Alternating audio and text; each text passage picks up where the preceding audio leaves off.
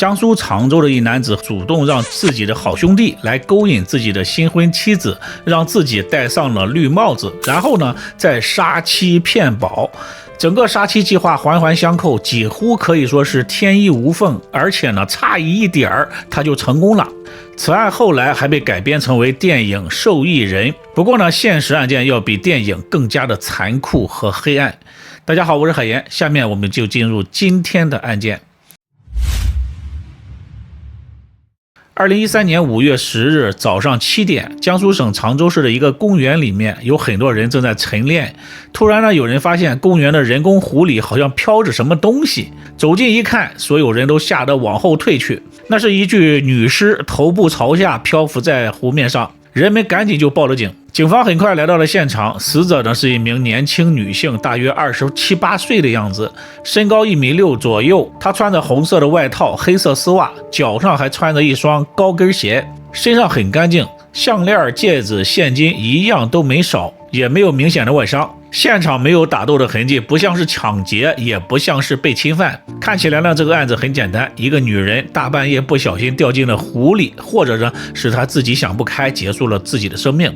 但是谁也都没有想到，这具看似普通的尸体会牵扯出一场精心策划、让人头皮发麻的阴谋。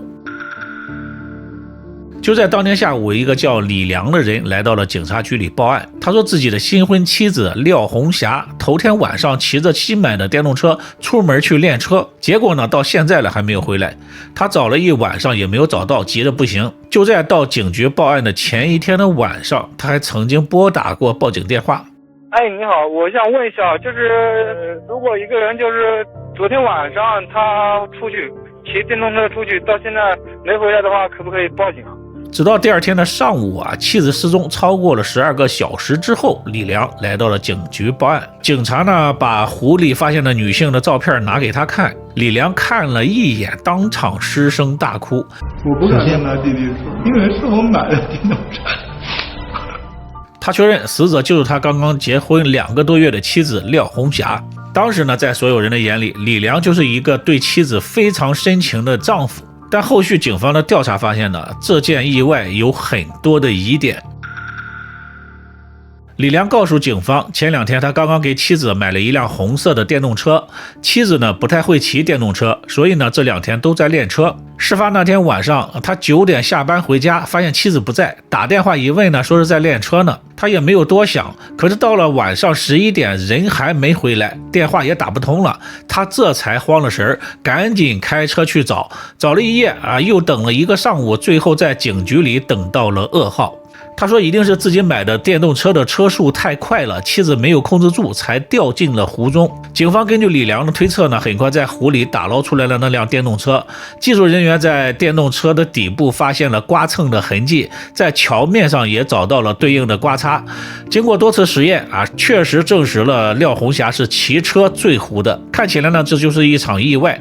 可问题来了这个湖的平均水深呢只有1.45米，而这个廖红霞当天还穿着高跟鞋，身高有1.6米，这个水深正常来说呢根本就淹不死人。而且呢警方在廖红霞的鞋底也发现了湖底的淤泥，这说明什么呢？说明他在落水之后曾经在水里站起来过。一个能够站起来的人怎么会淹死的呢？当然了，在现实当中，浅水区被溺亡的情况有时也会发生。人落水之后呢，由于心里发慌、重心不稳，也可能在比较浅的水里被淹死。不过呢，这种情况非常的少。死者廖红霞的父母闻讯赶到了警局，看到女儿的法医报告，2位老人情绪非常的激动，一时很难接受自己女儿意外身亡的事实，拒绝在廖红霞的死亡证明上签字，并且呢要求警方尽快的查出女儿真正的死因。这个手机上，哎呀，我手拆了，不能拆了，我要跳。其实呢，即便是死亡证明上签了字，也不会直接结案的，不会影响警方对案件的继续调查。实际上，现实是呢，这个警方查看过现场之后呢，发现了其他的疑点。廖红霞去的那个公园离家很远开车呢都需要大半个小时的时间，而且呢，公园晚上几乎没有灯，黑漆漆的一片，根本就不适合练车。一个刚学会骑电动车的女人，怎么会大晚上跑到这种地方来练车呢？警方调取了监控录像，画面里的廖红霞车骑得很稳当啊，根本就不像李良说的不会骑车的新手。而且更奇怪的是，他的电动车的车灯是关着的，事发的那座桥呢没有路灯，正常骑车到这里一定是打开灯的，他为什么不开灯呢？紧接着呢，李良的一个举动让警方更加的困惑了。他主动提出妻子的手机还没有找到，希望警方赶紧的去打捞手机。他甚至愿意自己出2000块钱雇人下水去找。手机被打捞上来之后呢，他还特意让人把手机交给了警方，以此佐证说法证明这个手机确实是从湖里打捞上来的。大家可以想一想一个刚刚失去了妻子的丈夫，正常的第一反应是什么呢？是悲伤，是处理后事，是陪伴家人，而不是着急的去捞手机，更不是为了证明财物没有少而花2000块钱雇人下水。李良的这个行为不像是在为妻子讨公道，反而呢像是在向所有人证明，你们看吧，这是一场意外，赶紧结案吧。与此同时呢，警方早已经通过技术手段调取了廖红霞的通话记录，所以呢根本就不需要去打捞这个手机。廖红霞的通话记录显示，案发当晚他曾经和一个尾号716的号码联系通话了3次。李良一开始说呢，这个号码是他妻子姐姐给注册的，他呢也用过，不过呢他不知道廖红霞将这个手机号码给谁用了。廖红霞的弟弟说呢，这个号码是一个叫周九伟的男人在用，而这个周九伟呢，正是李良的好兄弟，曾经呢在李良家里住过一段时间。更巧合的是，周九伟在廖红霞出事的前几天刚刚从他家里搬走。换句话说呢，周九伟很可能就是最后一个见过廖红霞的人。警方调取了公园附近的监控发现周九伟在事发当晚9点到次日的凌晨4点一直出现在人工湖附近，他是凌晨4点打车离开的。载过他的这个出租车司机呢，对那天晚上的印象非常的深刻，因为周九伟付钱的时候呢，给的钱是湿的。那天没有下雨，他的口袋里的钱怎么会是湿的呢？警方很快呢就找到了这个周九伟。面对审讯，他显得有点慌乱。他承认是他打电话约廖红霞去公园的。他说他和廖雄华背着李良偷偷的在一起了。案发当晚呢，两个人在公园里约会，亲热之后呢，廖红霞骑车带着他经过斜拉桥的时候，不小心就掉进了水里。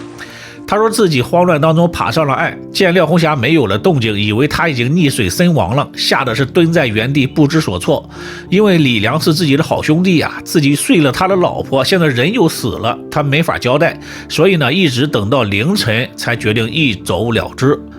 听起来呢这好像是可以说得通的但是呢警方根本就不相信。1.45米的水深而且这个廖红霞的脚底还有淤泥，说明他曾经站起来过。两个人一起落水，为什么只有他死了，而周九伟却毫发无伤呢？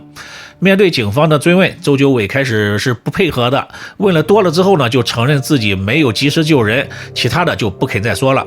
而这个时候呢，李良的表现就更加的诡异了。当初得知妻子死讯的时候，哭的是撕心裂肺的这个丈夫李良，在得知妻子和周九伟有私情之后，先是跑到警察局里大骂周九伟没有兄弟义气，给自己戴了绿帽子。紧接着呢，他开始每天早中晚3次跑到警局，又哭又闹。一开始呢，民警还安慰他，但是次数一多呢，他们发现不太对劲儿。这个李良如此闹腾的目的，似乎不是为了给妻子讨公道，而是为了逼警方赶紧出死亡证明，好把妻子给火化了。可就在几天之前，拒绝在死亡证明上签字的人同样是他。怎么现在案件有进展了，查出了妻子和好兄弟有私情了，他反而不想查了呢？是觉得丢人，还是背后另有隐情呢？就在案子僵持不下的时候，廖红霞的父亲提供了一个重大线索。女儿女婿登记结婚的时候，李良给女儿买了价值100万的意外险。原本呢，二老想尽快的拿到赔偿金，然后呢好好给女儿办后事，结果发现保险金的受益人是女婿李良。警方到保险公司一查呢，被金额给吓了一跳。李良先后给自己的妻子廖红霞买了2份意外保险，总金额达到了450万。所有保险的受益人只有一个人，那就是李良本人。而且这些保险是在他们结婚的第3天就买了。一般买这种高额的意外保险的人多是从事户外或者是高危职业的人，而廖红霞显然不属于这类人。更让人起疑的是，李良和廖红霞结婚之前呢，经济状况很差，自己好赌，还欠下了不少外债。但是他对刚认识的廖红霞却非常的大方，苹果手机、金链子，说买就买。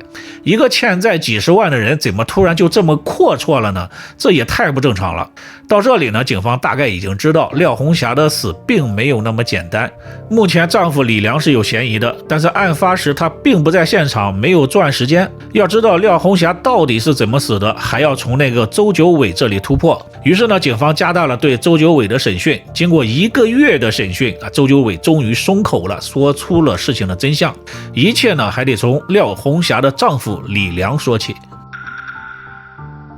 李良在廖红霞之前有过一段婚姻，而且还有一个孩子。原本呢，一家3口过得很幸福。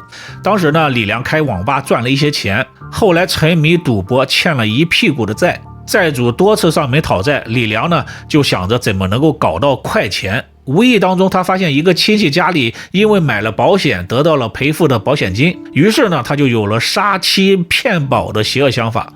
但是这个李良和妻子生活多年，而且2个人中间还有孩子呢，李良实在不舍得对现在的妻子下手，于是呢，他就每天故意和妻子争吵打闹，最终搞的是离婚了，妻子呢就变成了前妻。李良单身之后呢，他开始下一步的计划，他需要找一个人，一个他不在乎的人来当他的猎物。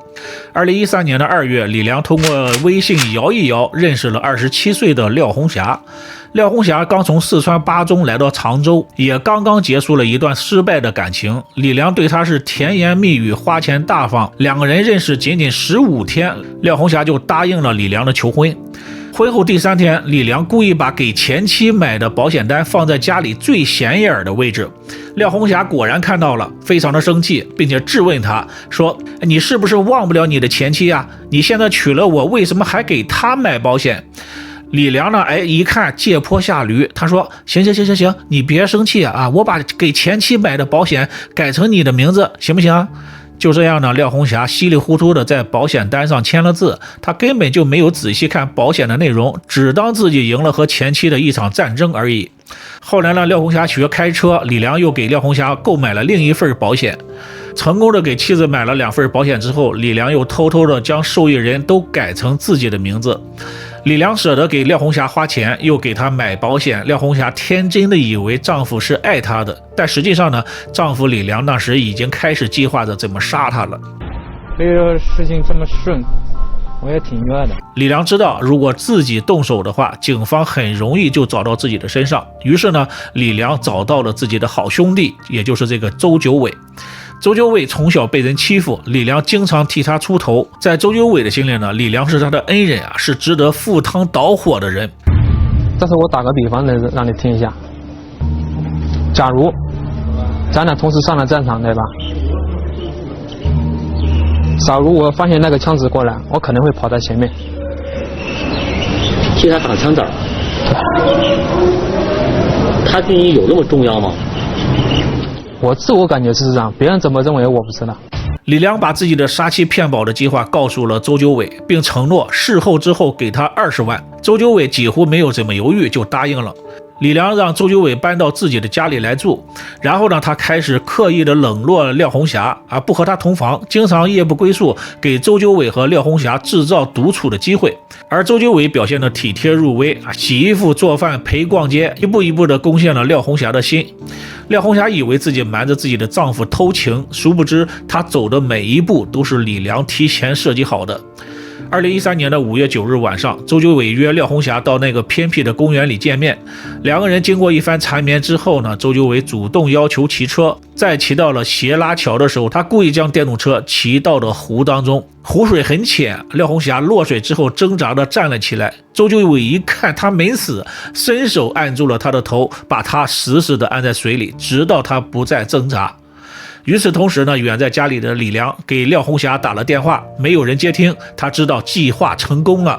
于是呢，他拨打了报警电话，又开着车出门去寻找了一番，前后用了20分钟的时间就回家了。监控拍下了这一切，他只是在显眼的大路上转了2圈，没有下车，也没有去问人，不像在找人，更像是在演戏。李良他以为自己的计划天衣无缝，实际上也是这样的。整起案件除了作案动机之外几乎没有留下任何的物证。如果不是李良太过心急露出了马脚，如果不是周九伟没有扛住警方的审讯，这起案件呢很可能会被定性为一场意外。2014年的1月17日，法院以保险诈骗罪、故意杀人罪判处李良死刑，立即执行。而他的好兄弟从犯周九伟则被判处了死刑，缓期2年执行。从此案中呢，也可以看出这个李良是一个有头脑的人，他心思缜密，处变不惊，演技在线，但也正是因为这些才显得更加的可怕。而廖红霞这个渴望爱情的女人，从她答应嫁给李良的那一天起，就已经走进了死亡的陷阱。15天闪婚，2个月后丧命，450万的保单，2个男人的合谋，这就是人性的深渊。这个案件后来被改编成了电影《受益者》。在电影里呢，凶手杀妻骗保的理由变成了为给儿子治病。然而现实比电影更加的残酷，没有什么所谓的父爱如山，只有一个赌徒的贪婪和另一个男人的冷酷。好了，今天的案件就到这里，感谢收看，别忘点赞、关注支持一下。这里是海燕说案，我们下期再见，拜拜。